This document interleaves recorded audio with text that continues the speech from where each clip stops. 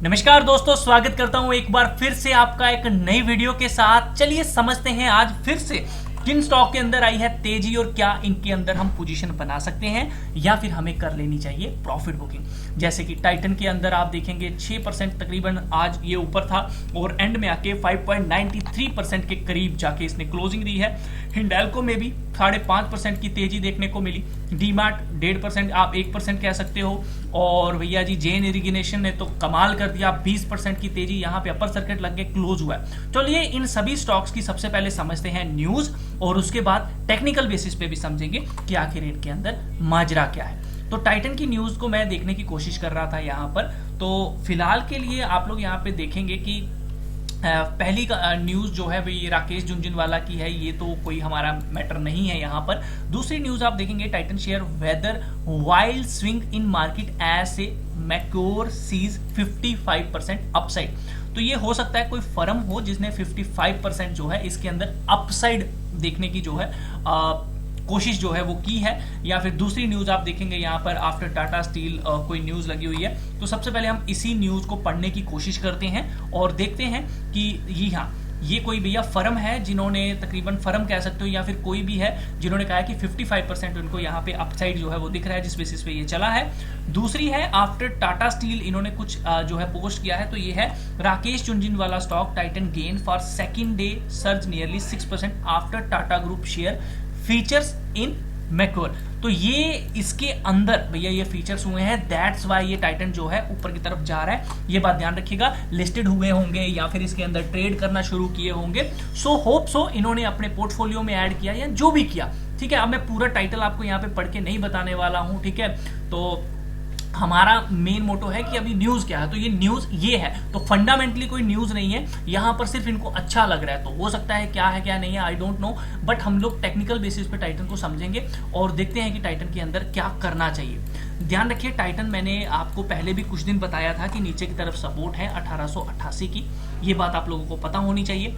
Upper side मैंने आपको कहा था कि 2055 एक लेवल रहेगा, आज ये उसके ऊपर जाके अच्छे से ट्रेड हुआ है।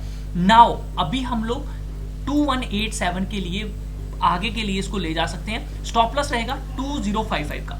कल अगर ये आज के हाई के ऊपर अच्छे से ट्रेड किया तो डेफिनेटली आप लोगों को ये लेवल देखने को मिल जाएगा, लेकिन आज के हाई के ऊपर ट्रेड करना चाहिए, हायर हाई, ठीक है। अगर नहीं आप पकड़ पाते इसको, एकदम से भाग गया तो अवॉइड कीजिए। नीचे की साइड आएगा, यहां रिटेस्ट करेगा, हम यहां पे पकड़ेंगे।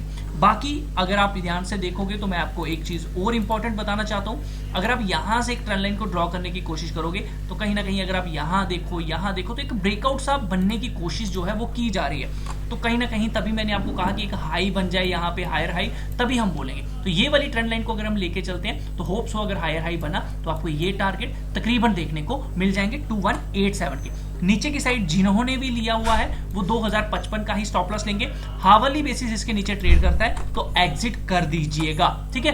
अगले स्टॉक की बात कर लेते हैं। यहाँ पे कौन सा है हमारे पास अगला स्टॉक, हमारे पास निकल के आ रहा है यहाँ पे हिंडाल्को का। तो हिंडाल्को की भी न्यूज यहाँ पे समझने की कोशिश करते हैं। तो हिंडाल्को यहाँ पे तकरीबन इन्होंने कहा है कि buy Hindalco industry target price 515। तो ये कुछ 9 घंटे पहले इसका टारगेट जो है वो ऊपर की तरफ दिया गया है एंड हिंडाल्को में 55% रिटर्न का मौका। तो ये कुछ न्यूज छोटी मोटी निकल कर आ रही हैं, तो हम इनको इतना आप प्रेफरेंस तो नहीं देंगे, हम टेक्निकल बेसिस पे यहाँ पे समझेंगे क्या है। तो ध्यान रखिए ऊपर की साइड हावरली बेसिस 356 एक रेजिस्टेंस है। अगर ये स्टॉक इसके ऊपर अच्छे से ट्रेड करता है, हायर हाई बनाना शुरू करता है, कुछ दिनों के लिए ट्रेड कर गया, रुक गया, तो डेफिनेटली आपको 392 414 के टारगेट दे सकता है। स्टॉप लॉस आपका 356 का ही रहेगा। जिन्होंने अभी लिया हुआ है वो अपना स्टॉप लॉस 305 का लेके चलेंगे, इससे बड़ा स्टॉप लॉस मत लीजिए। या फिर आप 329 का भी एक स्टॉप लॉस यहाँ पे लेके चल सकते हैं। इसके नीचे हावरली ट्रेड किया तो ये अवॉइड कीजिए, दोबारा ऊपर आएगा, दोबारा एंट्री आप ले सकते हो।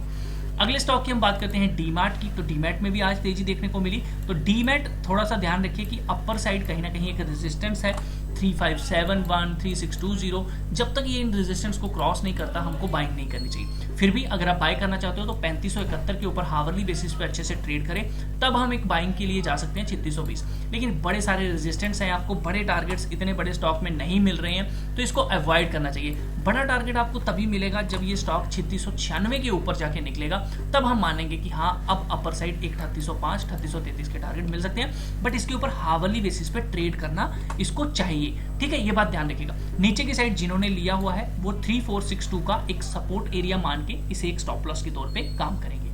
बात करते हैं जेन इरिगेशन की, तो सबसे पहले इसकी भी न्यूज़ देख लेते हैं। तो यहाँ पर आप लोग देखोगे कि 1 घंटा पहले कोई न्यूज़ आई हुई है, ये शायद मार्केट आवर के दौरान नहीं आई है। तो इन्होंने कहा है कि इनका बिजनेस जो है वो टी मास्क के साथ ये करने जा रहे हैं, मर्ज किया है। तो होप सो कल भी एक तेजी देखने को मिल सकती है इसके अंदर, क्योंकि ये 1 घंटा पहले न्यूज़ आई है।